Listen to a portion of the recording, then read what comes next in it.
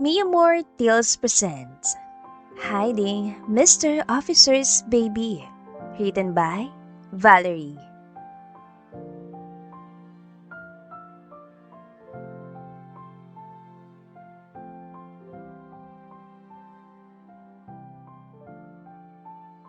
Magnanakaw! Bumalik ka dito! Binilisan palalo na Hanayla ang takbo niya at mahigpit na hinawakan ng face mask na nakatabon sa ilong at bibig niya nang makita nagsilingon ng mga tao. Nagharumentado ang puso niya sa sobrang kaba na hindi niya maiwasang matawa. Takot siya na baka mahuli siya pero mas takot siya na wala siyang perang iuuwi sa tiyuhin niya. Nang makaliko na siya sa isang kanto malapit sa squatters area kung saan sila nakatira, ay tumigil na siya sa pagtakbo at hinubad na rin ang suot niyang face mask na makitang wala nang humahabol sa kanya. Hoy, Hanayla! Pakisabi sa tiyuhin mo na magdadalawang buwan na yung utang niya! Sigaw ng isang tindera nang papasok na siya sa eskinita. Magkano po ba? Tanong niya at inilabas ang wallet na dinukot niya kanina sa bulsa ng isang namamalengke. 750 ang utang niya! Sambit nito at ang simakot din sa mukha nito ay nawala nang abutan niya ng 1,000. Ito ang listahan. Grabe kung makainom ang tiyuhin mo. Hindi na ako magugulat kung wasak ng atay nun. Hindi pinansin ni Hanayla ang tindera at naglakad na pauwi. Akala niya'y wala nang iistorbo sa paglalakad niya, subalit hinarangan siya ng isang tinderong nagbebenta ng gulay. Hanayla, yung hinarap na pera ng tito mo hanggang ngayon hindi pa niya nababayaran. Wala siya nagawa kundi bumuntong hininga at maglabas ng pambayad.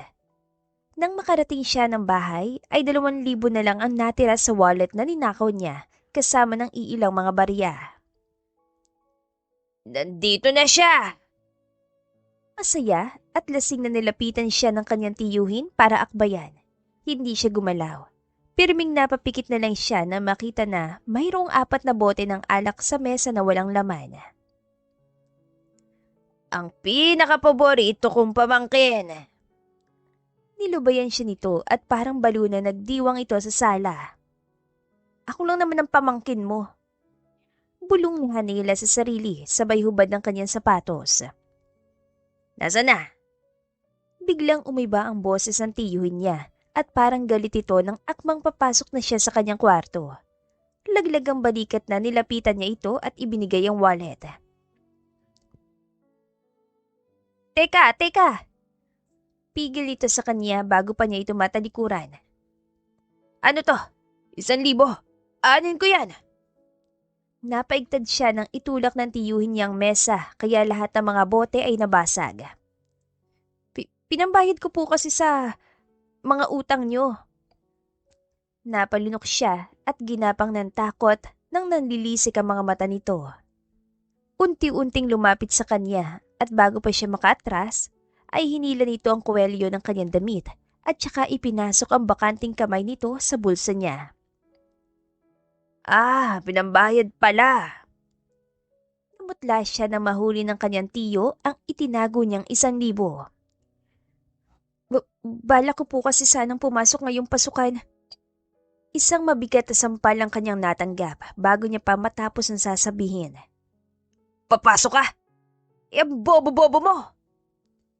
Ilang ulit siya nitong binatukan pero tahimik lang siya. Pilit na pinipigilan ang pagkawala ng kanyang mga luha. Gastos lang yan eh! Babagsak ka lang naman! Nilunok niya ang bawat hikbi. Hindi siya nagsalita kahit nang pisilin nito ang pisngin niya para piliting harapin ito. Naiintindihan mo ba ako? Puno ng diin at pagbabanta na tanong ng tiyuhin niya at ang tanging nagagawa lang, palagi niya yan tumango. 2 taon ang nakalilipas nang mamatay ang mga magulang niya sa isang sunog. Gabi iyon ang graduation niya sa senior high school at pagkatapos noon ay lubusang nag-iba ang buhay niya. Ang pinakamalapit na kamag-anak niya ay ang kapatid ng kanyang ina na si Tito Nathan. Wala itong asawa at anak, wala ring trabaho. Matapos mamatay ang mga magulang niya sa edad niyang 18, ay tumigil na rin siya sa pag-aaral. Ang tiyuhin niya nagturo sa kanya ng mga teknik sa pagnanakaw kung kaya't iyon din ang rason kung bakit hindi na nagbalak pa si Hanela na maghanap ng trabaho.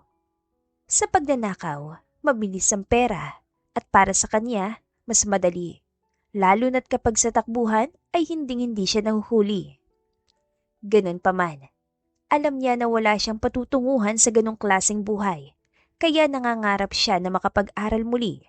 Pero dahil sa sitwasyon niya, malabong mangyari yun.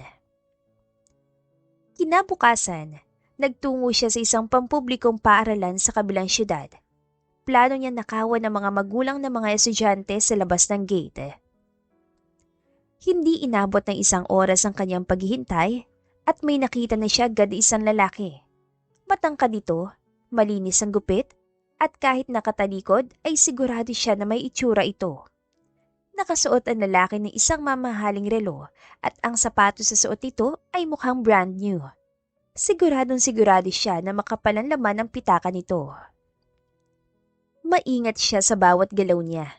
Madami ang mga tao, lalo na't magtatanghalian at karamihan sa mga magulang ay naghihintay sa labas ng gate. Nakasiksik sa Hanela sa alon ng mga tao. Bawat galaw niya ay may natatamaan siya at sa pagtama niya sa isang nanay na naroon ay mabilis na nahawakan ni Hanela ang pitaka ng lalaki. "Excuse me po, pasensya na." Ngiti niya sa babaeng nabangga niya bago maingat na inilagay ang pitaka sa loob ng bulsa niya. Umalis si Hanela na parang walang nangyari, lalo na't sigurado siyang walang nakapansin sa kanya. Hindi na siya nagbalak pang tumakbo dahil walang sino man ang mag-aakusa sa kanya. Ikaw, inaaresto sa salang pagnanakaw. Napakurap siya nang harangan siya ng isang lalaki na hindi niya pa nakikita kailanman. "Ano?" Tumaas ang boses niya. "Ako? Magnanakaw? Anong ebidensyang meron ka?" Ako ninakawan mo, miss. Nasa loob ng bulsa mong pitaka ko. Dumapo ang mga tingin ni Hanela sa suot nitong relo at napaawang ang mga labi niya nang mapagtanto na ito nga ang lalaki ninakawan niya. Mabilis siyang pumihit para tumalikod at tumakbo pero hindi siya nakawala nang hablutin siya ng lalaki sa braso at agad na nilagyan ng posa sa magkabilang palapulsuhan niya. May karapatan ka manahimik. Ano man sasabihin mo ay maaring gamitin laban sa'yo sa hukuman. May karapatan kang kumuha ng abogado. Kung wala kang kakayahang kumuha ng abogado, bibigyan ka ng isa ng korte. Naunawaan mo ba ang mga karapatang ito na ipinaluwanag sa'yo? Nakatulala lang si Hanela habang nasa loob ng sasakyan. Gusto niyang pektusan ng sarili dahil maling biktima ang kanyang napili. Sa sobrang malas nga naman niya, ay pulis pa ang kanyang nanakawan. "Nasaan tayo?" Nagtatakang tanong niya nang huminto ng sasakyan pero hindi sa presinto. Pumarada ang sasakyan sa harap ng isang apartment building na sa hula niya ay mamahalin dahil sa mga aircon na nakakabit sa bawat kwarto at sa taas ng gusali. Hindi kita dadalhin sa presinto. Puntong hininga nito. Gusto ko tang bigyan ng chance. Alam ko may rason ng pagnanakaw mo. Kaya naman, kung gusto mong magbago, handa akong tulungan ka. Pag-aaralin kita. Hindi makapagsalita si Hanela. Masyado siya nagulat. Buong akala niya ay sa presinto na siya pupulutin. Tapos ngayon, inaalok siya ng pulis na mag-aral. Hindi mo kailangang magbigay ng desisyon ngayon. Gusto kong pag-isipan muna mabuti. Hinagis ito ang susi para sa posas at sinalo niya yon. Mabilis siyang gumalaw at sa isang iglap lang ay nakawala na siya mula sa posas. Nasa second floor ang unit ko. Puntahan mo lang ako dito, di kaya, kung matapang ka, sa presinto mo ko hanapin. Rico Fajardo nga palang pangalan ko. Malaki ang ngiti nito pero palihim na hinawakan ni Hanela ang handle ng pinto bago lumabas at kumaripas ang takbo. Hindi siya sigurado sa pinaplano ng lalaki pero malakas ang kutob niya na hindi ito mapagkakatiwalaan. Umuwi na siya sa kanilang bahay at pagdating niya ay nakabukas sa mga palad na naghihintay ng kanyang tiyuhin. Bibili ako ng pagkain. Nasaan ang pera? Natigilan siya at kinapa ang kanyang mga bulsa.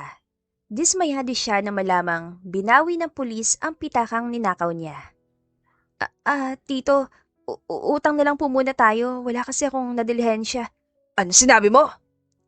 Hinila nito ang buhok niya at napadaing siya na lumapat ang mabigat itong kamay sa kanyang pisngi. Wala kang silbi! Yun na nga ang gagawin mo, hindi mo pa nagawa!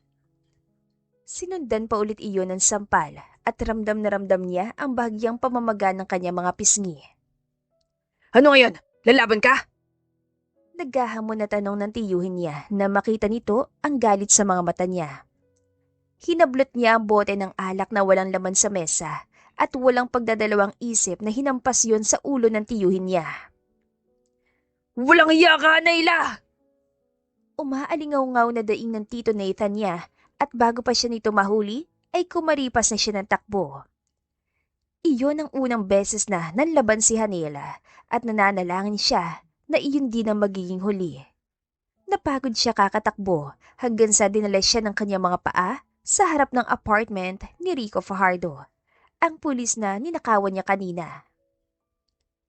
Hindi siya sigurado sa totoong motibo nito, pero kung hangad nga nito ng pag-aralin siya, ay alam niya na mas mabuti na yon kaysa bumalik siya sa kanyang tiyuhin.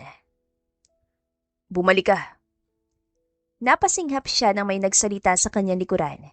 Lumingon siya at nakita si Rico na may dalang supot na sa tingin niya ay pagkain ng laman. Tara, pasok ka. Walang imik na sumunod si Hanela kay Rico hanggang sa pumasok ito sa isa sa mga unit doon. Umaliwala sa mukha niya na makita na sobrang lawak ng apartment, sobrang linis din. Ang sala ni Rico ay kasing laki na ng buong bahay ng tiyuhin niya. Hindi makapaniwala na inilibot niya ang kanyang paningin at hindi siya makapagsalita sa sobrang pagkamangha. Kumain ka na ba? Umiling siya sa tanong ni Rico. Mabuti na lang at marami itong binili ko. Halika. Nahihiyang lumapit siya sa pagkainan na mayroong 4 na upuan na nakapalipod sa mesa. Humila si Hanela ng upuan at pinanood si Rico na lagyan ng ulam at kanin ng pinggan niya.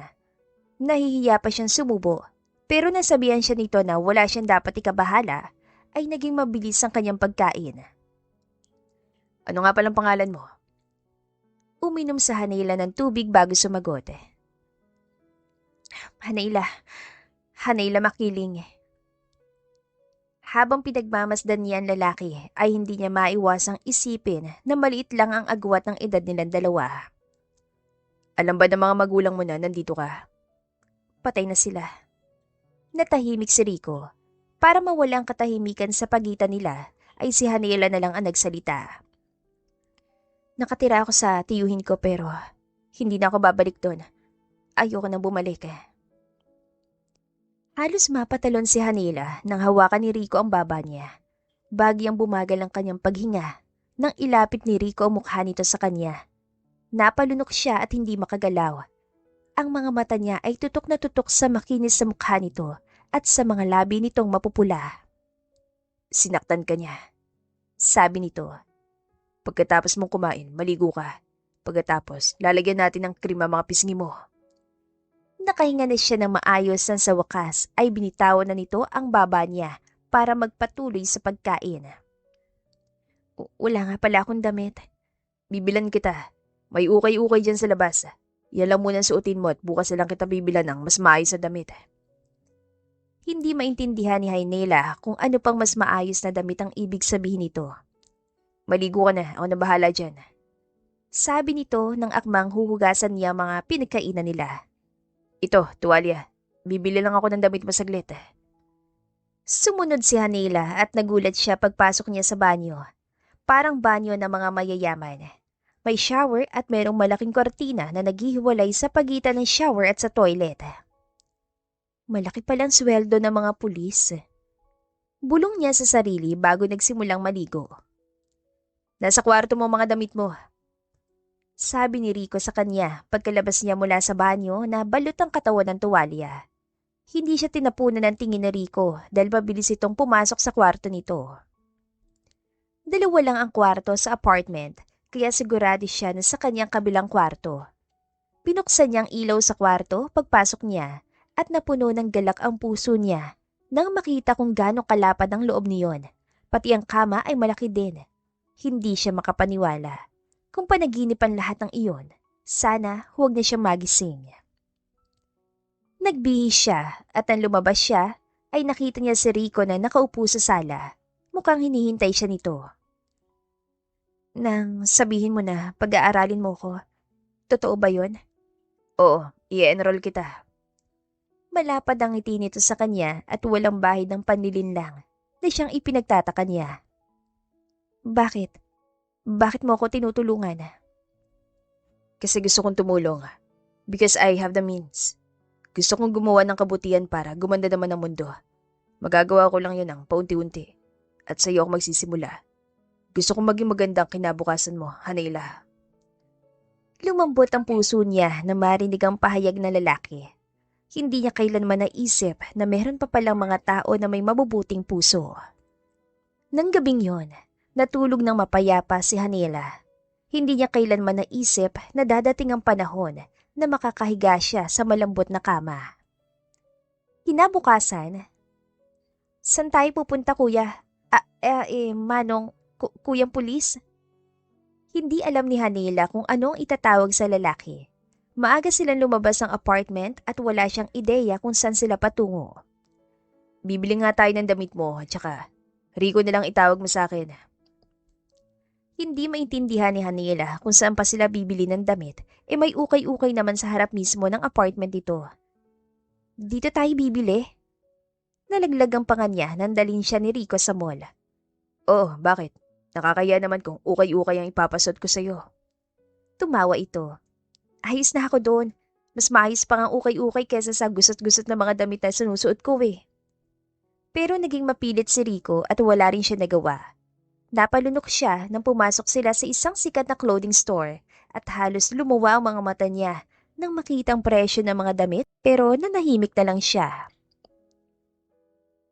Uuwi na ba tayo? Tanong niya nang bumalik na sila sa sasakyan, bit-bit ang 6 na malalaking paper bags. Binilhan din siya ng mga undergarments ni Rico, pati medyas at sapatos. Oh, bakit? Masyado bang kaunti ang damit na binili natin? Nag-aalalang tanong nito. Naku, hindi. Sobra na nga po ito. Maraming salamat. Inayos ni Hanela ang kanyang mga gamit. Binilhan din siya ni Rico ng bag at iba pang mga kakailanganin niya sa paaralan. Tinanong siya nito kung anong kurso ang kukunin niya. Pulis. Mabilis ang sagot niya. Pulis? Bakit naman? Mukhang malaki ang sweldo eh. Malakas at tumawa si Rico. Pumili ka na ibang kurso. Wag lang yan. Ano bang pangarap mong trabaho? Accountancy. Magaling daw kasi ako sa pera, sabi noon ni na mama, at mahilig din ako sa numero. O sige, dito ka lang muna at aasikasuhin ko lang ang mga papeles mo. Huwag kang lumabas. Para kay Hanela, wala talaga siyang planong lumabas. Parang nasa panaginip lang siya at kung totoo nga naman ang lahat na nangyayari ngayon sa kanya, ay nagpapasalamat siya sa Diyos dahil sa awa nito. Dito ka mag-aaral. Sabi ni Rico ng araw na para pumasok siya sa klase. Napalunok siya at hindi makapaniwala na sa isa sa mga mamahaling university siya mag-aaral. Tawagan mo lang ako kung may kailangan ka. Sige na, at susunduin na lang kita mamaya kapag uwian mo na. Lumabas siya mula sa kotse at kumaway kay Rico. Balot na balot si Hanela ng takot at kaba habang papasok siya ng university. Puros Ingles ang naririnig niya sa mga estudyante at hula niya ay siya lang ang galing sa hirap. Wala siyang kumpiyansa sa kanyang sarili, lalo na nang pumasok na siya sa wakas sa classroom. Halos lahat ay magkakilala na at sigurado siyang mahihirapan siyang magkaroon ng kaibigan dahil hindi naman siya lumaki sa karangyaan gaya ng kanyang mga kaklase. Hanela, makiling? Ma'am? Napapalunok at kinakabahan na itinaas niya ang kanyang kamay nang tawagin ang kanyang pangalan. Congrats! Ikaw ang highest sa pretest. Nakangiting anunsyo ng professor nila. Nakatanggap siya ng palakpak mula sa kanyang mga kaklase. Ang senaryong yon ang nagtulak palalo kay Hanela para mag-aral ng mabuti dahil nagkamali ang tiyuhin niya. Hindi siya bobo at gagawin niya lahat para patunayan yon. Mag-iisang buwan na siya sa poder ni Rico at unti-unti na rin siya nagkakaroon ng mga kaibigan. Lahat ng mga kaibigan niya ay mayayaman pero mababait naman. isa sa mga bagay na hindi niya inaasahan. Dito na ako. Kita ulit tayo bukas. Pagmamaalam niya sa kanyang mga kaibigan nang huminto sa harap niya ang kotse ni Rico. Ang driver mo ba ang sumusundo sa'yo? Tanong ng isa niyang kaibigan. Hindi. Si Rico yung nagpapaaral sa akin. Ibinaba ni Rico ang bintana sa front seat at napasinghap ang mga kaibigan niya nang makita mukha ni Rico. Hello po! Kaway na mga kaibigan niya dito. Susunduin ko na si Hanila kung ayos lang sa inyo. Walang kaso po. Sayo-sayo na tong si Hanila. Kinikilig ang mga kaklase niya sabay tulak sa kanya papasok ng sasakyan. Sa pag-alis sa sasakyan, ay nakita ni Hanela na tinatanaw pa rin ng mga kaibigan niya ang pag-alis nila. Ayos ka lang ba? Nag-aalalang tanong niya na mapansin ang pamumutla ni Rico. Oo naman. Ngumiti ito pero hindi kumbinsido si Hanela kaya kinapa niya ang leeg at noon ito. Ang init mo, may lagnat ka. Walang kaso to. Naambunan lang ako ng konti kahapon. Pagdating nila sa apartment ay naganda ng tubig sa palanggana si Hanela at bumili din siya ng gamot sa labas. Walang kaso to, Hanila. Sabi ni Rico. Kailangan mong magamot. Humiga ka. Sumunod dito sa kanya at humiga sa mahabang sofa. Ingat na dinampihan ni Hanela ng basang bimpo ang noo ni Rico. Seryoso siya sa paggamot dito, subalit natigilan siya nang pasadahan ni Rico ng daliri ang mga kilay niyang nagsasalubong sa gitna. Napakaseryoso mo naman. Biro nito at napalunok naman siya. Hindi niya maiwasang mahumaling. Namumula na ngayon ang buong mukha ni Rico, lalo na mga labi nitong hindi niya maiwasang titigan. At ikaw, hindi ka marunong mag-alaga sa sarili mo. Nandyan ka naman. Napalunok siya sa naging tugon nito. Hindi siya makapagsalita. Nung buhay pa ang mga magulang mo, naging masaya ka ba? Nagulat siya sa tanong ni Rico, kaya hindi siya agad nakasagot. Pasensya na. Hindi ko man lang inisip kung ayos lang ba sa yung pag-usapan sila. Kung ayaw mo sagutin, ayos lang. Hindi, ayos lang. Tipid siyang ngumiti. Ang buhay namin, hindi ganun kakomportable kung ikukumpara sa estado ko ngayon dahil sa'yo pero naalala kong gaano ko kasaya na kumpleto kami. Ang papa ko, driver ng bus, at si mama naman mananahi. Napangiti siya na malungkot habang inaalala ang mga panahon na kumpleto pa sila. Pero kahit ganun, napag-aral nila ako. Tuwing mataas ang marka ko, bumibili si papa ng lechong manok. Yun nga lang, minsan lang dahil hindi naman palaging mataas ang grades ko sa school. Napalunok siya at tumahimik na maramdaman niyang parang naiiyak siya. Yung tiyuhin mo. Walang kwenta yun. Napanguso siya. Siyang nagturo sa akin na magnakaw para wala na siyang ibang gagawin. Kumbaga, ako yung sumalo ng trabaho niya. Tumawa siya pero walang bahid na tuwa ang mga mata ni Rico. Tanging awa lang. Isa lang ang kilala kong kamag-anak, adik pa. Tumawa siyang muli. Kaya ba nagagalit siya kapag wala kang nananakawan? Tumango si Hanila. Ibinigay niya ang baso ng tubig at gamot kay Rico at mabilis naman ito yung ininom. Napalunok si Hanila at napatitig sa Adam's apple ni Rico na gumagalaw pataas baba habang umiinom ng tubig. Bahagya siya napailing ng iba't ibang bagay na sumagi sa isip niya. Hindi ba delikado sa lugar niyo? Mukhang napapaligiran ng adik. Biro nito. Sanay naman ako at saka kilala naman ako sa lugar namin. Minsan nakakatakot din lalo na kapag madilim akong umuwi kasi nagtutumpukan sila sa bahay ni Aling Marites. May sugalan din kasi doon at doon sila kadalasang nagtutulak. Buong grupo pa. Napapailing na lang siya habang iniisip ang lugar na dati niyang tinirhan. Ako na magliligpit dito. Sige, matulog ka na. Maaga pa bukas ang klase mo. Ramdam ni Hanila ang pag-init na magkabilang pisngi niya nang ngumiti si Rico sa kanya. Hindi niya rin masisisi ang mga kaklase niya kung bakit ganoon na lang ang reaksyon ng mga ito na makita si Rico. Mukhang may lahi kasi itong Amerikano pero bahagyang singkit ang mga mata. Kung pumorma ay malakas din ang dating. Siguro nga, kahit nakahubad ay mas malakas din ang dating. Ayos ka lang? Nataranta siya na mahuli siya ni Rico na sinasampal niya ang sarili niya. Oo, ayos lang. Sa paglipas sa mga araw ay may kung anong emosyon na palaging gumagambala sa puso ni Hanela, lalo na sa mga panahong kasama niya si Rico. Pilit niyang kinukumbinsi ang sarili na masyadong malayong estado ng buhay nila at malaki din ang kutob niya na kapatid lang ang turing nito sa kanya. O mas malala ay isang taong grasa na napulot lang nito sa kalye. Kaya kailangan na niyang patayin ang kung anumang apeksyong nararamdaman niya para sa lalaki. Pero ika nga ng iba, may mga bagay na madaling sabihin pero mahirap gawin. Hanayla, si Katrina nga pala, katrabaho ko. Magandang hapon po. Tipid ang ngumiti sa Hanela pero agad yung nawala nang akbayan ito ni Rico para gabayan patungo sa pagkainan. Tapos ka na bang kumain, Hanayla? Opo, may niluto akong adobo riyan. Teka lang, kunin ko lang yung kanin. Inayos ni Hanela ang hapag habang ang dalawa naman ay nagtatawanan habang nag-uusap tungkol sa trabaho. Sumulyap siya sa babaeng pulis at napalunok na lang siya bago iniwas ang tingin dahil sa ganda nito. Maganda pa ang katawan. Umupo siya sa sala at pilit na nilibang ang sarili sa paglalaro ng kanyang cellphone na ibinigay ni Rico. Napabuntong hininga siya dahil ang boses ng dalawa ay rinig hanggang sa sala na parang wala nang bukas kung magtawanan. Napapairap din siya minuminuto at minsan ay sinisilip din ang dalawa. Nakaramdam siya ng inis dahil nang sumilip siya ay nakita niya si Katrina na hawak-hawak ang mukha ni Rico.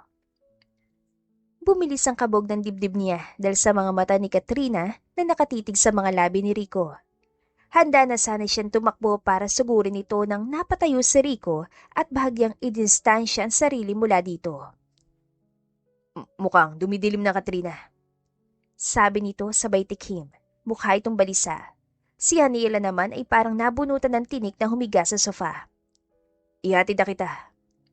Narinig niyang alok ni Rico na ikinasalubong ng kanyang mga kilay. Alam naman siguro kung paano umuwi. Sabi niya sa kanyang isip. Napaayos siya sa pagkakaupo nang pumunta na sa sala ang dalawa. Sige lang, dala ko naman ang sasakyan ko. Maraming salamat sa hapunan. Hanela, mauna na ako. Malapad ang ngiting hinarap niya ito lalo na sa mukha nitong dismayado dahil siguro sa palpak na Hokage moves nito kay Rico. Mukhang close kayo sabi niya at hindi sinasadyang lakipan yun ng bitterness. Umaasa siya na hindi yun napansin ni Rico. Oo, magkaklase din kasi kami nung college. Ang ganda niya, no? Oo, maraming maliligaw yun. Umupo si Rico sa tabi niya. Ikaw, kabilang ka doon? Tanong niya bago kinagat ang mga labi habang naghihintay ng sagot. Ako? Hindi. Tumawa ito. Wala akong planong pumasok sa isang relasyon. Well, hindi pa ngayon. Itinago niya ang pangiti. Bakit naman? Hindi pa ako ganun ka-stable. Kakagraduate ko lang at gusto kong unahin muna ang pangarap ko. At iyon na yung makakuha ng mataas na antas sa pagkapulis. Napalingon siya at napatitig dito. Hangang-hanga siya kay Rico. Hindi niya naisip na mayroon pang mga lalaki na katulad dito. Kahit na may mga makalaglag panty itong mukha, bulsa na alam niyang hindi nawawalan ng laman at mala-adonis na katawan, ay ang humble pa rin ito. Marami kasi siyang kakilala ng mga babaero pero parang nilampaso naman sa sahig ang mga mukha. Sa university kinabukasan. Ako na magdadala ng mga libre mo, Hanila. Pagharang sa kanya ng isa sa mga schoolmates niya habang naglalakad siya sa hallway. Hindi niya personal na kilala ang lalaki pero narinig niya na may-ari ang mga magulang nito ng car manufacturing company sa Europe. Sobrang yaman nito kaya hindi siya makapaniwala na mag-offer itong magbitbit ng makakapal niyang libro. Hanila, pwedeng sumabay sa'yo mag-lunch? May lumapit naman sa kanya na isa pang lalaking estudyante na naalala niyang kaklase niya sa isang subject. Hanila, pwedeng hingin ang number mo? Nahihilo na si Hanila dahil sa samot-saring mga boses na naririnig niya. Palagi na lang may mga nakabuntot sa kanya mga tagahanga. Nagsimula lang ang lahat nang umamin ng isa niyang kaklase hanggang sa nasundan na. Marami man na nagkakagusto kay Hanila. Lahat ay guwapo at mayaman. Pero iisang lalaki lang ang isinisigaw ng puso niya. At walang iba yon kundi si Rico. Ako na maghahatid sa'yo, Hanila. Sinundan siya ng kaklase niyang si Marco na mag-uwian na. May sundo ako. Kung ganun, ihatid na lang kita sa labas. Si Marco ang unang umamin na may gusto ito sa kanya. Nireject niya ito at sinabing wala siyang planong makipagrelasyon pero hindi pa rin ito tumitigil. Para kay Hanela, maayos namang kasama si Rico. Kahit mayaman at tagapagmana ng real estate company, ay hindi ito mayabang.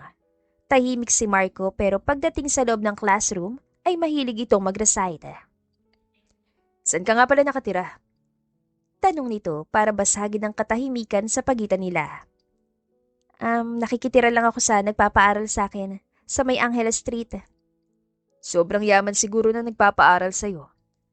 Komento nito pero kumibit balikat lang si Hanila. Hindi niya alam kung paniniwalaan ba niyan sinabi nito lalo na't galing si Marco sa napakayamang pamilya. Nandito na ang sundo ko. Sabi niya na makitang paglapit ng sasakyan ni Rico sa kinatatayuan nila. Kinuha ni Hanila ang bag niyang hindi niya namamalayang binitbit pala ni Marco. Hanila! Tawag ni Rico nang ibaba nito ang bintana ng sasakyan. Rico, si Marco nga pala, kaklase ko. Manliligaw niya po, sir. Namilog ang mga mata ni Hanila nang putuli ni Marco ang kanyang sasabihin. Nireject niya na po ako pero hindi po ako susuko. Kaya hingi po sana ako ng permiso mula sa inyo na patuloy ko po nililigawan si Hanila. Humanga si Hanila sa tapang at kumpiyansa ni Marco sa sarili. Parang ito ang klase ng tao na alam kung ano ang gusto at hindi, tumitigil hanggat hindi yun naaabot. Sa paglingon niya kay Rico ay nabalot siya ng pagkalito nang makita ang lamig sa mga mata nito habang nakatitig sa manibela. Nang unti-unti itong humarap kay Marco ay parang sumiklab ang mga mata nito. Hindi ko pinapaaral si Hanila para makipagnobyo. Kung totoong gusto mo nga siya, didistansya ka. Naintindihan mo ba ako? Napalunok si Marco at napatras dahil sa bahagyang pagtaas ng boses ni Rico. Hanila, pumasok ka na. Kasing lamig ng yelo ang boses nito kaya hindi na siya nagsayang pa ng oras at mabilis na pumasok sa sasakyan. Malungkot siyang tumingin kay Marco at humingi ng sorry gamit ang mga mata niya.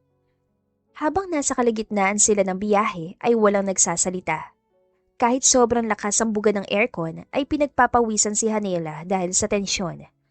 Magdadalawang buwan na siya kay Rico at iyon ang unang pagkakataon na nakita niya itong galit. Inisip niya na baka may nangyari lang sa trabaho, subalit pagdating nila sa apartment ay nananatili pa ring tahimik sa Rico at kinakabahan siya dahil halos ayaw siya nitong tignan. Rico? Kinakabahan niya itong nilapitan habang pinaglalaruan ng mga daliri. Kung inaalala mo si Marco, huwag ka mag-alala. Wala naman akong plano na sagutin siya. At wala rin sa isip ko na magnobyo. Mabait lang kasi siya kaya pinayagan kong ihatid ako sa labas ng school. Pinanood niyang uminom ito ng tubig habang nakatalikod. Inilapag nito ang baso sa lababo at napabuntong hininga bago siya nito hinarap. Ay, pasensya na. Sorry sa naging reaksyon ko kanina. Sabi nito na ang mga tingin ay nakatutok sa sahig. May tiwala ako sa iyo, Hanila. Alam kong kahit magnobyo ka, hindi mo pababayaan ang pag-aaral mo. Tumango siya takmang magsasalita para sabihin na hindi talaga siya magnonobyo kahit ayos lang kay Rico pero inunahan na siya nito. Alam ko mali. At alam kong hindi pwede dahil ang tanging nais ko lang naman ay tulungan kita na mapabuti ang buhay mo. Pero naisip ko rin na, mali ba kung sasabihin ko na nagugustuhan na kita? Hindi siya makapaniwala sa kanyang naririnig. Parang nasa panaginip lang siya, lalo na nang makita niya ang pamumula ng buong mukha ni Rico. Ngayon nasabi ko na, lilipat ako sa kabilang unit para hindi awkward sa'yo. Hindi ko hinihiling na gustuhin mo ako pabalik, pero gusto rin kita. Putol niya at mangiyak-ngiyak na nilapitan si Rico. Hinawakan niya magkabilang pisngi nito. Sabik siyang makitang katotohanan sa mga magagandang mga mata nito at nang magtama ang mga tingin nila, ay gusto niyang mapaluha sa tuwa nang makita ang pagkasabik sa mga mata nito. Bago ka pa umamin, matagal na kitang gusto. Pero hindi ko sinabi. Ayokong sabihin dahil nahihiya ako. Ayokong isipin mo na gusto kita dahil lang may utang na loob ako sa'yo pero... Rico, gusto kita kasi mabait ka. Iba ka sa mga lalaki na nakilala ko. At tuwing kasama kita, ramdam ko na ligtas ako, na parang walang ibang bagay sa mundo ang makakapagpanakit sa akin. Ang pag-amin nila sa nararamdaman nila sa isa't isa ay nagpabago sa buhay ni Hanela. Parang naging mag-asawa silang dalawa at sa buong buhay niya ay ngayon ay siya nakatanggap ng mga mamahaling gamit. Tuwing umuuwi si Rico ay may pasalubong ito palagi sa kanya, gaya na lang ng mga mamahaling alahas, bag at mga damit. Tama na to, Rico! Saway niya nang umuwi na naman ito na puno ang mga kamay ng mga paper bags na may lamang pasalubong sa kanya. Minsan lang naman. Nilapitan siya nito at malambing na dinampian ng halik sa labi sabay yakap na mahigpit. Anong minsan? Pabirong hinampas niya ito sa braso. Tama na, please lang. Buong sweldo mo sa akin na lang napupunta. Ikaw lang naman ang meron ako. Napabuntong hininga na lang siya at agad na humupa ang inis niya. Ipamigay na lang kaya natin ang iba. Ikaw ang bahala. Sa'yo naman lahat ng yan eh. Ngumiti siya ng dahan-dahang inilapit muli ni Rico ang mukha nito sa kanya hanggang sa masakop nito ang kanyang mga labi. Humagikik siya nang hawakan nito ang tagiliran niya para buhatin at dalhin sa kwarto. Sabi mo, hindi ka pa handa na pumasok sa relasyon. Sabi ni Hanela habang yakap-yakap siya ni Rico. Nakahiga sila sa kama nito na tanging kumot lang ang nakatabon sa mga katawan nila. Hindi pinagsisisihan ni Hanela na ibinigay niya ang kanyang sarili kay Rico. Ganon talaga ang buhay. May mga exceptions tayo sa mga bagay-bagay at ikaw ang tanging exception na kayang-kaya kong panindigan. Hinawakan ni Rico ang pisngi niya at dinampian siya ng halik sa noo na tipid man ngunit punong-puno ng pagmamahala. Ang mga magulang mo, nasan sila? Sa Europa. Hindi na nagulat si Hanela dahil alam niyang lumaking mayaman ito. Bakit ka nandito? May mga kamag-anak ka ba? Meron naman. Mas gusto ko rito kasi mas simple ang buhay.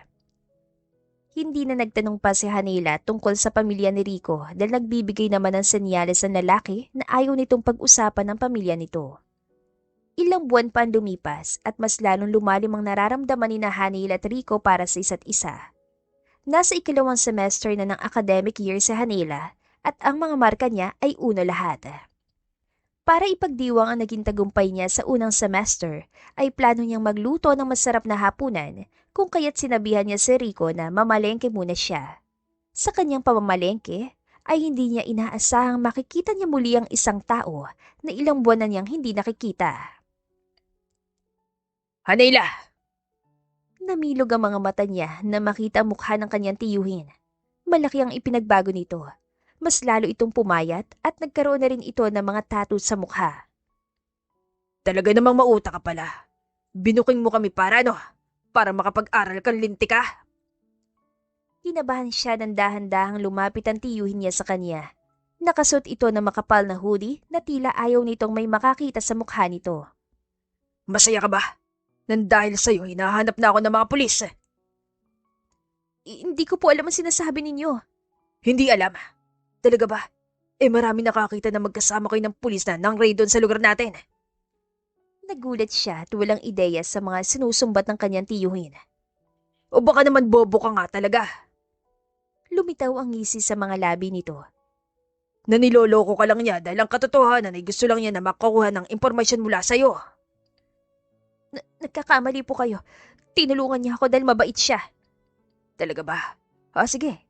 Alalahanin mo nga kung napakwento ka sa kanya tungkol sa buhay mo sa squatter. Hindi umimik si Hanela dahil sa mga nakalipas na buwan ay hindi na niya mabilang kung ilang beses nga niyang ikinuwento yun kay Rico. Yan, dahil sa katangahan mo. Bigla nitong hinuli ang leg niya. Kaya pati kami nadamay. Akala niya ay katapusan na niya, ngunit nagpapasalamat siya nang may mga dumating. Nahuli na naman siya! Deklara ng isang pulis at saka pinasasa ng kanyang tiyuhin. Ayos ka lang.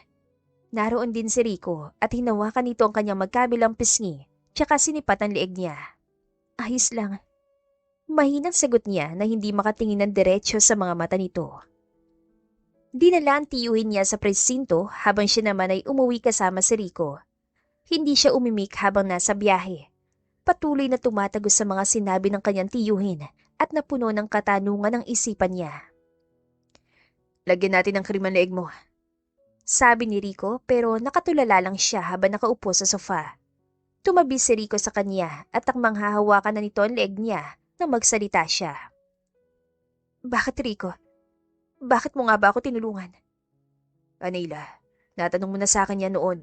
Pero kasinungalingan yun, di ba? Hanila, Tumayo siya at lumayo kay Rico nang akmang hahawakan siya nito. Bago mo ako tinulungan, kilala mo na kung sino ako. Tama ba? Hanila, huminahon ka. Totoo ba? Sigaw niya. Uminit ang kanyang mga mata ng ilang sandaling hindi kumibo si Rico hanggang sa dahan-dahan itong tumango nang nakayuko. Tinulungan mo ako dahil gusto mo makakuha ng impormasyon mula sa akin. Totoo ba? Napapikit siya nang tumango muli si Rico. Kinuha niya ang cellphone sa bulsa at nilapag yon sa mesa. Pati ang mga alahas sa suot niya ay hinubad niya rin. Maraming salamat sa lahat-lahat kung ganun. Hanila, teka lang. Pinigilan siya ni Rico bago pa siya makalabas ng unit. Ang mission ko ay alamin ang kuta ng mga nagtutulak sa lugar nyo. Ang gamitin kay plano namin Katrina. Pero hindi labag sa loob ko na tulungan ka. Paliwanag nito. Alam kong iniisip mo na niloko kita pero Hanila, ang nararamdaman ko sa'yo, ang pagsasama natin, lahat ng yun totoo. Umaagos sa mga luha ni Hanila habang nakikinig kay Rico pero hindi niya magawang tumingin dito. Nais niyang maniwala dito pero kinakain ng pride niyang utak niya at ayaw niyo na maniwala sa sinasabi ng lalaki. Sana, sinabi mo na lang sa akin ng totoo. Baka natanggap ko pa. Hindi kita ginamit. Ang intention kong tulungan kay totoo, walang halong panlilinlang. Sarkastiko siyang tumango pero hindi pa rin niya magawang paniwalaan ito. Nang ma-promote ka, kailan yun? September 22. Mapaklang tumawa si Hanela na sinundan ng hikbing dismayado. Grabe. Mansari pa natin, no? Araw yun ang pag-amin mo na gusto mo ko Talaga namang hindi mo nga ako ginamit. Malungkot na nginitian niya ito. Ayoko makita ka pang muli. Aalis ako at wala ka ng pakialam kung saan ako pupunta o kung ano man ang mangyayari sa akin. Nagsinungaling ka man sa akin. Malaki pa rin ang pasasalamat ko sa'yo. Pero hanggang dito na lang tayo. SPO Enrico Fajardo. 10 taon ang mabilis sa lumipas. Hindi inaasahan ni Hanela na muli pang magtatagpo ang landas nila ni Rico. Ito po si Major Rico Fajardo, ang head police na may hawak sa investigasyon. Pagpapakilala ng isa sa mga pulis na dumating na siya sa side. Magandang umaga. Ako po si Atty. Hanela Makiling, ang abogado po ng biktima. Inilahad niya ang kanyang kanang kamay nang walang kahit anong emosyon sa kanyang mukha. Nakita niyang pagkagulat sa mga mata ni Rico nang humarap ito sa kanya. Napalunok ito bago tinanggap ang pakikipagkamay. Mabilis din namang binaliwala ni Hanela ang kanyang kamay at matuwid na tumayo na walang kahit anong ekspresyon habang kaharap si Rico. Tutulong ako sa investigasyon. Hanela. Attorney Makiling po, Major Fajardo. Putol niya. Nakangiti siya ngunit walang bahid na tuwa o pagbibiro. Strict ang tindig niya, lalo na sa paraan ng pagtayo niya na puno ng kumpiyansa sa sarili. Gusto kong malaman kung ano ng mga ebidensya na kalap niyo at kung anong pagtutunguhan ng investigasyon. Tipid na tumango si Rico bago pumasok ng bar na ngayon ay walang tao at napapalibutan ng mga pulis. Inilibot ni Hanela ang kanyang tingin at nakitang may mga tao pa na natutulog sa sofa na mukhang nasobrahan sa pagkalasing. Dito huling pumunta ang biktima. Ayon sa mga magulang niya, umalis siya nung isang gabi, bandang alas 8 at hindi noon nakauwi pa. Nireport nila sa presinto, mga alas 9 kagabi. Sabi ni Rico. Ang mga kaibigan niya. Masyado silang lasing at hindi na nabigyang pansin na nawawalang kaibigan nila. Tumango si Hanela. Posible ba na makausap natin muli ang mga kaibigan niya? Sasabihin ko. Tango nito na hindi makatingin sa kanya. Maraming salamat, Major Fajardo, sa oras mo. Mauna na ako.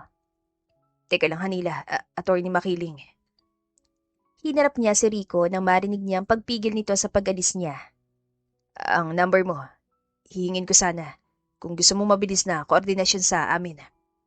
Ito. Pagkabot ni Hanela dito ng calling card niya at tumalikod na siya. Attorney. Mariin siya na papikit ng tawagin muli ni Rico. Nilingon niya ito at namilog ang mga mata niya dahil sa lapit ito sa kanya. Pasensya na. Umatras ito at napakamot sa ulo. Gusto ko lang sabihin na ang laki na ng pinagbago mo at masaya ako para sa'yo. Hindi kumbinsido si Hanela sa sinasabi ni Rico dahil kung masaya nga ito, bakit may mga namumuong lungkot sa mga mata nito? Hindi siya nagsalita. Mabilis lang siyang tumalikod bago bumalik sa kanyang sasakyan. Nang makalayo na siya sa site, ay doon na siya hiningal at pinagpawisan na parang ang mga emosyong nagtatago kanina habang karap niya si Rico ay lumabas na. Sumandali siya sa kanyang kinauupuan nang bumigat ang trapiko at kailangan niyang huminto sa pagmamaneho. Ipinangako niya sa kanyang sarili na kung magkikita nga silang muli ni Rico ay sisiguraduhin niyang hinding-hindi na siya maapektuhan. Nagawa nga niyang itago ang kanyang emosyon kanina pero nabigo pa rin siya dahil ang puso niya ay hindi na kayang kumalma. Kinabukasan, nakatanggap siya ng text message mula kay Rico tungkol sa interrogation ng mga kaibigan ng biktima. Mabilis naman siyang pumunta sa presinto at nakitang naroroon nga ang mga kaibigan ng biktima. Nang makita siya ni Rico ay mabilis itong tumayo. You can watch from here. Nasa initial investigation kaya kailangan mo sumunod sa protocol. Tumango siya at pinunod lang ang interrogation mula sa salaming bintana.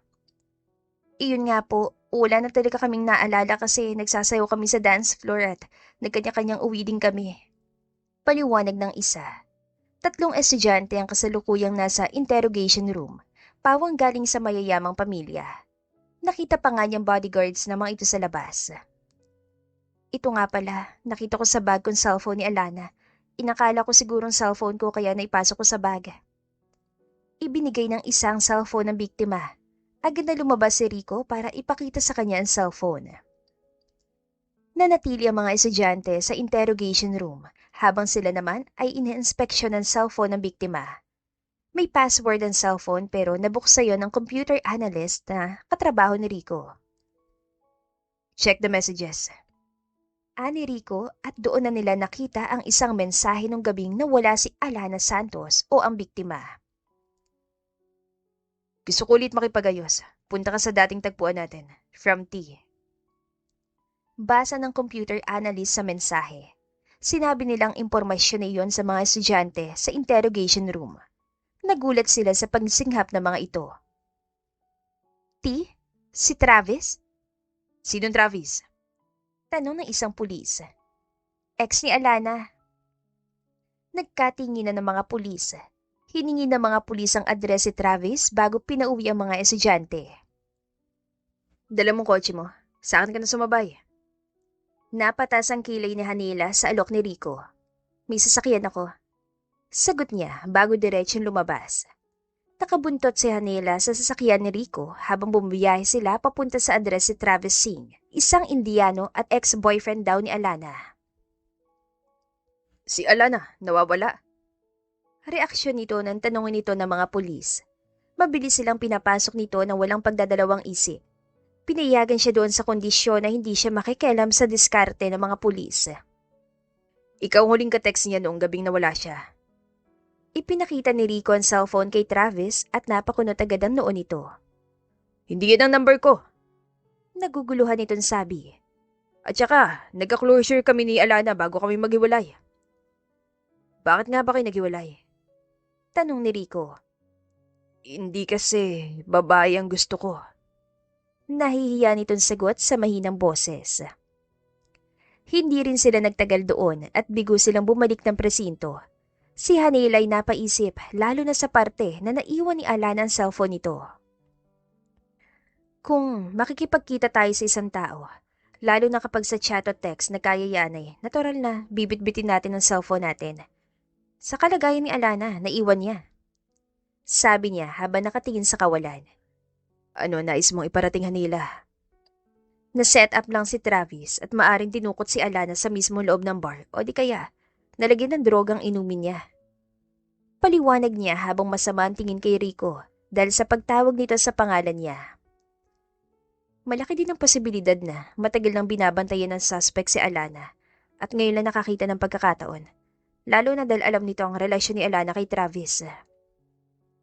Iniwas niya rin ang kanyang mga mata na makita ang pagkislap sa mga mata ni Rico.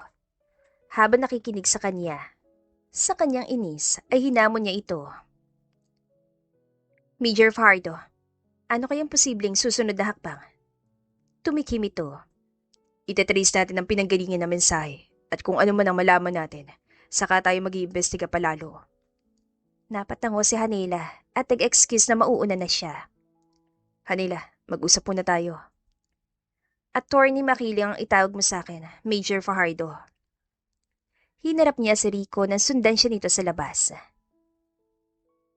Alam kong marami ng tao lumipas at maniwala ka man o sa hindi, hinanap kita. Kahit ang sabihin mo sa akin na hindi kita pwedeng hanapin, hinanap pa rin kita. Kaya gusto kong malaman, nasan ka ng mga nakalipas sa panahon? Major Fajardo, hindi itong panahon para. Gusto ko lang malaman. Napakurap siya nang biglang tumaas ang boses ni Rico. Gusto ko lang malaman kung nasan ka sa mga nakalipas sa taon at kung paano ka. Nahihirapan itong napalunok habang nakatingin sa kanya. Naging ganyang katagumpay. Major Fajardo. Tawag niya dito saka naging blanko muli ang mukha. Bumalik ako dito para tulungan ng ina ni Alana na si Mrs. Santos na siya nagpaaral sa akin na mahanap muli ang anak niya at hindi para makipag-reunion at magkamustahan sa'yo. Kung inaalala mo mga perang ginastos mo sa akin nun, huwag ka mag-alala at babayar, hindi ko kailangan ng pera mo. Anito sa matigas sa tono. Kung ganon, umakto na lang tayo na wala tayong nakaraan. Mas madali para sa ating dalawa na magtrabaho sa ganung paraan. Sabi niya at mabilis na itong tinalikuran. Nagkaharumentado ang puso niya habang tinatanaw sa side mirror si Rico na nakapumulsa habang pinapanood ang pag-alis niya. Kung hindi lang dahil sa utang na loob niya kay Mrs. Santos, ay hinding-hindi niya kukunin ang kasong yon. Kilala ni Hanela ang kanyang sarili at alam niyang kahit ilang taon na nakalipas, ay may nararamdaman pa rin siya para kay Rico. Kaya natatakot siya na baka munting nararamdaman niya para sa lalaki ay lumaki na naman. Mama! Namilog ang mga mata ni Hanela nang may mga bisita siya pagdating niya ng bahay sa Makati. Sinarpresa siya ng kanyang anak na si Jericho at ng kanyang tumayong nanay na, sa kalipas sa isang dekada na si Mrs. Santos, na siyang ina rin ng biktimang nawawala. Ma'am, hindi ko alam na dadalaw kayo ngayon.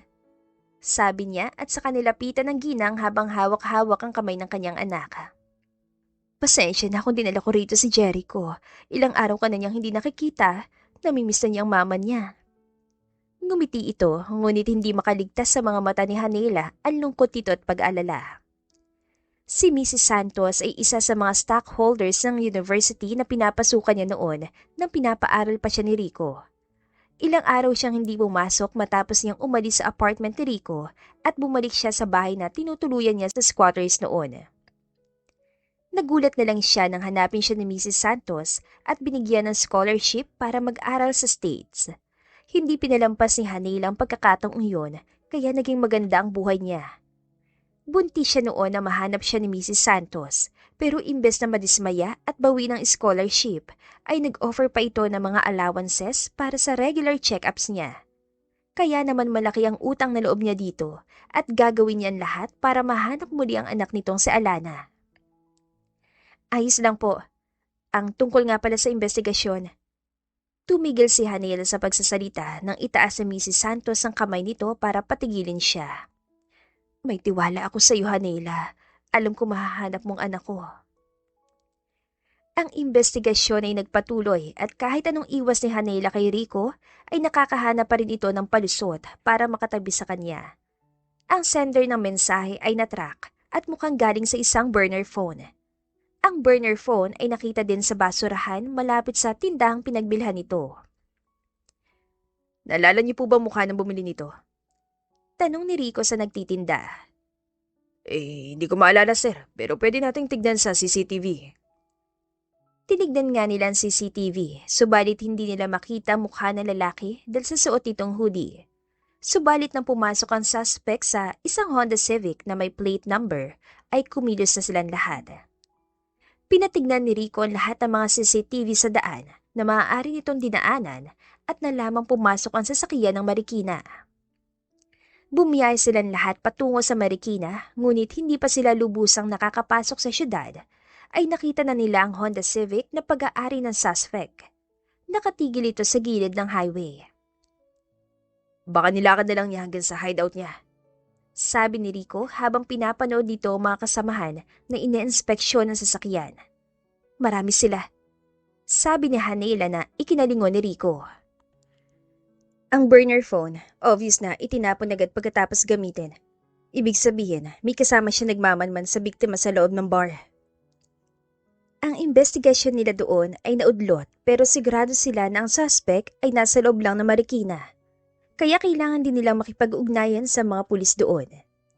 Hindi natutuwa si Hanela na marami ang sasama sa pagresolba ng kaso. Para kasi sa kanya ay malaki ang posibilidad na maalarma at makapagtago pa ang mga suspect. Umalis siya at napagpasya ang solusyonan ng kaso na mag-isa.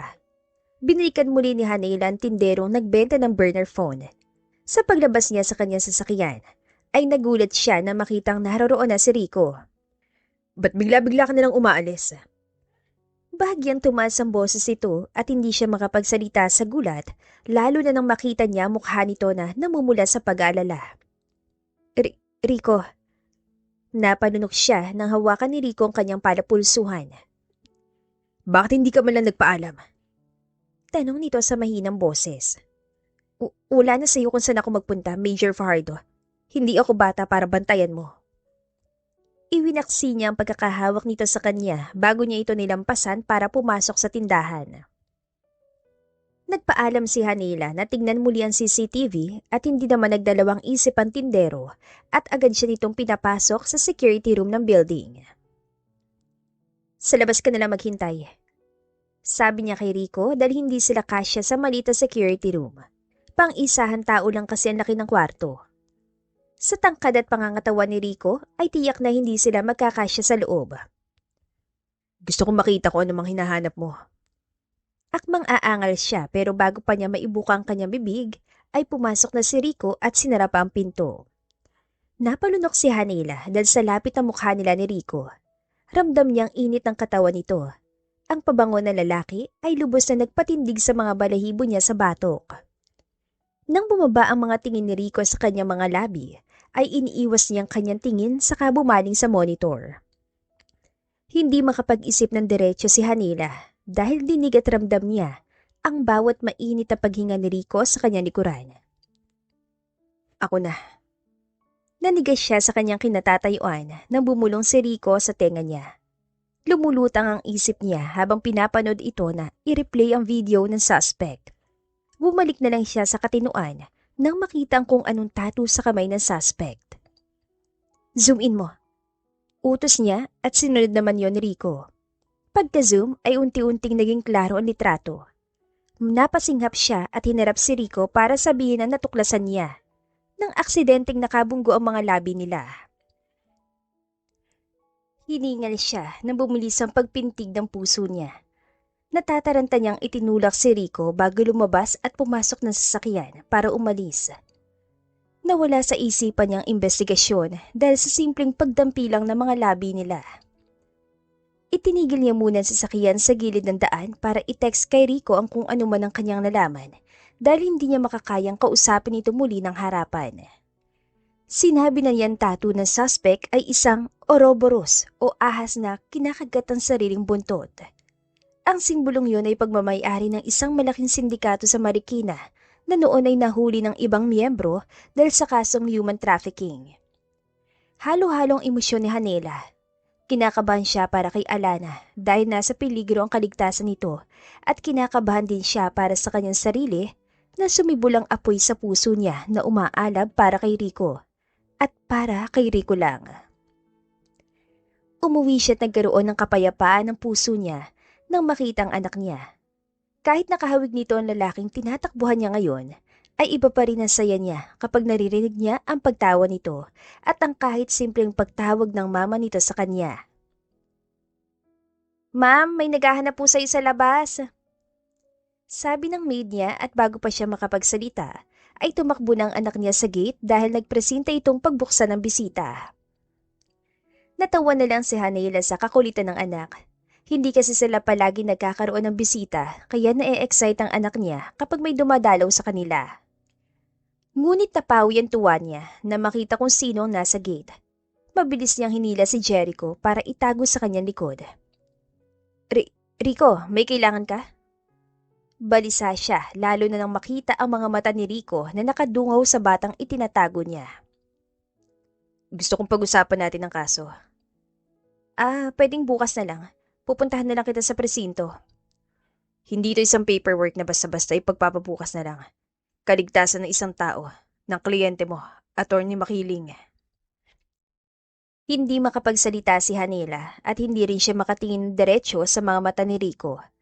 Nilingon niya ang yaya ni Jericho at sa simpleng tangulang niya ay agad itong lumapit para ipasok sa loob ang bata. Pasok ka. Hinarap niya muli si Rico ngunit ang mga mata ng lalaki ay nakasunod lang sa bata.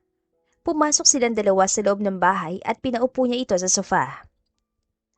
Anong gusto mong inumin? Kape? Juice? Tsa? 10 taon. Biglang putol ni Rico sa kanya. 10 taon na lumipas at hindi ko man lang alam. Napalunok sa Hanela at hindi nagsalita. Hindi niya magawang mapakalma nagwawala niyang puso dahil sa kaba at tensyon. At hindi mo man lang nasabi. Dagdag pa nito. Anak ko siya, hindi ba? Oo.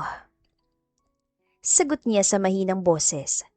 Nang magkatinginan sila ni Rico, ay agad siyang umiwas ng tingin dahil sa nakakapaso nitong mga titig na tila kinasusuklaman siya. Bakit hindi mo sinabi sa akin? Nababalit sa sakit at pagkadismaya nitong tanong. Hanela, pinagkaitan mo ko ng halos 1 dekada na makasamang anak natin. At wala akong plano na pagsamahin kayo.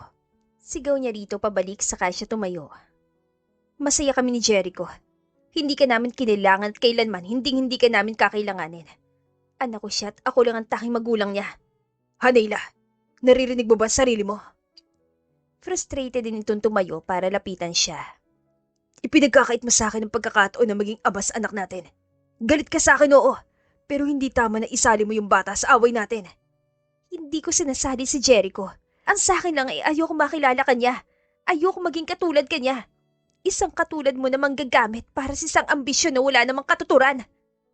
Doon na tumahimik si Rico. Para itong sinampal ng katotohanan at nang balutin sila ng katahimikan, ay unti-unti nang kumalman takbo ng puso ni Hanela. Umalis ka na. Mahina niyang sabi pero hindi sumunod si Rico. Oo, may mali ako. Sabi nito kapagkuhan. Pinagsisisihan kong ginawa ko na hindi ko sinabi agad sa'yo. Alam ko mali ang ginawa ko pero Hanela, sobra naman yata to. Nabasag ang boses nito. Nakatitig lang siya dito at pinipilit ang sarili na huwag kumurap dahil sa mga luha niyang nagtatago sa gilid ng kanyang mga luha. Sobra naman yata ang pagpaparusa to. Ani Rico sa mas malambot na tinig. Hanela, ipinagkait mo ang anak natin sa akin. Tama na please. Tanggapin mo na ako ulit. Nagmamakaawa ako sa'yo dahil mahal pa rin kita. Marahas sa pinunasan ni Hanela ang kanyang mga luha at kahit na anong pigil niya ay patuloy pa rin sa pagdaloy ang mga yon. Ano bang pwede kong gawin para mapatawad mo ako? Hanela, gagawin ko ang lahat. Gagawin mo ang lahat? Matapang na hinamon niya ito. Kung mahanap mo si Alana at ang suspect na dumakip sa kanya bukas din, papatawarin kita. Kahit pakasalan pa kita. Umaalab ang mga mata ni Rico sa katamakan na parang hindi ito nasisindak sa hamong ibinigay niya. Malaki ang tiwala niya na hindi yun magagawa ng lalaki. Masyado yung imposible. Kung ganon, hindi na dapat ako magsayang ng oras pa. Sabi nito at tumalikod na. Nang makaalis sa si Rico sa bahay niya, ay nanghihina siya napaupo sa sofa habang hinahabol ang hininga. Mariin siya napapikit dahil sa puso niyang hindi tumitigil sa pagkirot. Nang ipanganak niya si Jericho, ay malaki ang kumpiyansa niya na kaya niya itong palakihin na mag-isa, na hindi nito kakailanganin ng ama. Pero masyado nga ba siya naging makasarili? Masyado ba siyang kinain ng galit? O masyado lang siyang nasaktan? Kinabukasan, nagulat siya na maaga pang pumunta si Mrs. Santos sa bahay niya. Kakagising lang niya at mabilis siyang bumaba nang tawagin siya ng kasambahay. Ma'am, ang aga niyo naman po. Nagulat siya at natameme na lang nang walang pasabing niyakap siya nito. Maraming salamat, Hanela. Tama nga ako na hindi mo nga ako bibiguin. Ano pong ibig niyang sabihin? Naguguluhang tanong niya. Nahanap na si Alana. Mangiyak-ngiyak nitong sabi. Po? Hindi makapaniwala niyang tanong. Kaninang madaling araw ay nakatanggap ako ng tawag. Nahanap na nila si Alana. Nagbihis agad si Hanela para samahan si Mrs. Santos na puntahan ang anak nito. Naroon ang asawa nitong si Mr. Santos na kasamang pulis sa labas ng hospital room ni Alana. Maraming salamat, Iha. Niyakap din siya nito ngunit wala siyang maisagot. Nakita niya sa gilid ng kanyang mga mata si Rico na nakikipag-usap sa mga kasamahan nitong pulis. Iniiwas niya ang kanyang paningin nang bumaling ito sa kanyang gawi. Nalaman ni Hanela na nahanap na rin ang mga suspect at tama nga siya. Isang grupo ng mga sindikato ang dumukot kay Alana. Hindi niya maipaliwanag ang kanyang nararamdaman. Masaya siya na nahanap na muli ang biktima, pero masyado siyang gulat sa bilis ng mga pangyayari. Hindi ka naman siguro aatras sa usapan natin. Napalingon siya at nakita ang paglapit ni Rico sa kanya nang nakapamulsa. Napatitig siya sa mukha ng lalaki at napaawang ang kanyang mga labi nang mapansin ang pagod sa mga mata nito na parang hindi ito natulog buong magdamag. Oo naman. Napalunok siya na lumapit palalo ito sa kanya ngunit hindi siya umatras. Pinatunayan mo sa akin ang sarili mo. Nabibingi siya sa lakas ng tibok ng puso niya. Bumaba ang mga mata niya sa mga labi ng lalaki at buong akala niya ay hahalikan siya nito hanggang sa pagod itong ipinatong ang ulo sa balikat niya. Napahawak siya sa katawan nito para alalayan ito. Napalunok siya sa mainit na hininga ni Rico na dumadampi sa leeg niya. Rico, nauutal niyang tawag dito. Pakasal na tayo. Mahinang yaya nito. Hindi alam ni Hanela ang kanyang isasagot.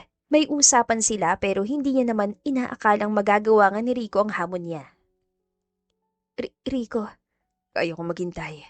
Hindi kita mamadaliin. Ang gusto ko lang sana ay tanggapin niyo ako ng anak ko. Mahal na mahal kita, Hanela. Kahit ilang taon na lumipas at lilipas pa, hindi magbabago nararamdaman ko. umayos ito sa pagkakatayo at walang pasabing hinila siya para yakapin. Nakatulala lang si Hanela habang hinahayaan ang mga braso ni Rico na pumulupot sa kanya. Isang beses lang magmahal ang isang kagaya ko, Hanela. Kaya kung tatanggapin mo ako muli, nangangako ko na hindi na ako maglilihim, hindi na ako magsisinungaling, at hindi na kita sasaktan. Oo, alam kong imposible pero pinatunayan ko naman, hindi ba? Hinawakan siya nito sa magkabilang balikat para harapin. Binalot siya ng habag na makitang pagsusumamo sa mga mata ng lalaki. Hindi niya maitatanggi na sinsero ito sa bawat katagang sinasabi nito. Napatingin siya sa mga labi ni Rico at wala sa sariling hinalikan niya yon. Naramdaman niya na natigilan ito pero kalaunan, tumugon din ito sa halik niya. Matapos ang maingat na pag-aaral ng mga ebidensya, ang korte ay nakahanap ng sala sa mga akusado na parte ng grupong Oroboro sa mga krimen ng human trafficking, kidnapping at exploitation. Ang mga akusado ay mapaparusahan ng habang buhay na pagkabilanggo at magbabayad din ng damages sa mga biktima at sa mga naging biktima. Nang marinig nila ang hatol ng hukom, ay agad siyang bumaling kay Mrs. Santos para yakapin ito. Salamat.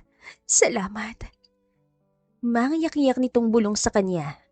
Sa wakas ay nakuha na nila ang hustisya para kay Alana at para rin sa mga naging biktima ng grupo. Hanela, congrats. Lumapit din si Rico sa kanya para yakapin siya. Congrats sa atin. Hindi niya maipaliwanag ang saya niya. Sa loob ng ilang buwan ay araw-araw na pinatunayan ni Rico sa kanya na mahal siya nito at ang kanilang anak. Narealize din ni Hanela na pagod na siyang ipagkait sa sarili niya ang pagkakataon na magmahal muli dahil lang sa isang kasalanan ni Rico na pinagsisisihan naman ito. Saan tayo pupunta? Naguguluhan niyang tanong habang bumabiyahe sila kasamang kanilang anak na si Jericho isang araw. Nadaanan na nila ang subdivision kung nasan ang bahay niya, kaya hindi niya maiwasang magtaka kung saan sila patungo. Hindi ba nangako na ako na hindi na ako magsisikreto? Gagawin ko yun. Ipapakilala ko kayo sa pamilya ko. Ano? Di ba nasa UK sila? Kaya kukuha kayo ni Jericho ng visa ngayon para makarating tayo sa London. Makalipas ang 2 linggo ay lumipad sila patungong London. Nagulat si Hanela sa tumambad sa kanya doon. Sinasabi mong Duke ang lolo mo? Malapad lang ang ngiti ni Rico na tumango bago sila pinagbuksan ng pinto ng limousine ng isang gwardya. Kaya naman pala kung makagastos ka noon parang wala lang. Napasa po si Hanela sa kanya noo dahil parang lalagnatin siya sa nalaman. Matagal ako nagtaka kung paano na-afford ng isang fresh graduate na pulis sa mga mamahaling bagay at alahas. Napailing siya at hinarap si Rico na ngayon ay tuwan-tuwa na pinapanood ang reaksyon niya. Akala ko simpleng apartment lang yung tinitirhan mo nun. Penthouse pala ang tawag doon. Natigil lang siya sa pagsasalita nang sakupin nito ang mga labi niya. Wala siya naging reaksyon maliban na lang sa ilang ulit na pagkurap. I love you. Sabi ni Rico sa kanya at ang kanilang pagtititigan ay natigil nang marinig ang pagkikik ng anak nila na kanina pa silang pinapanood. Matapos ang ilang buwan ay nagpakasal sina Rico at Hanela sa Pilipinas. Simple lang ang naging kasal nila at naroroon ang buong pamilya ni Rico. Habang sinasabi nila ang vow sa isa't isa, nangako sa Hanela sa kanyang sarili na magbabago siya, na hindi na niya hahayaang balutin ang puso niya ng galit sa isang simpleng pagkakamali lang. Sa pagtingin niya sa mga mata ni Rico, habang nilalagyan siya ng singsing, naramdaman niyang isang malalim na katotohanan na ang bawat tao ay may kakayahang magkamali. Ngunit hindi iyon ang nagdedetermina sa kanilang tunay na pagkatao. Mayroon pa ring pag-asa, mayroon pa ring pagkakataon para sa pagbabago at pag-ibig na hindi nagbabago. The End. Kung nagustuhan ninyo ang aming istorya, huwag kalimutang mag-like at subscribe. To God be the highest glory. Hanggang sa muli! Paalam!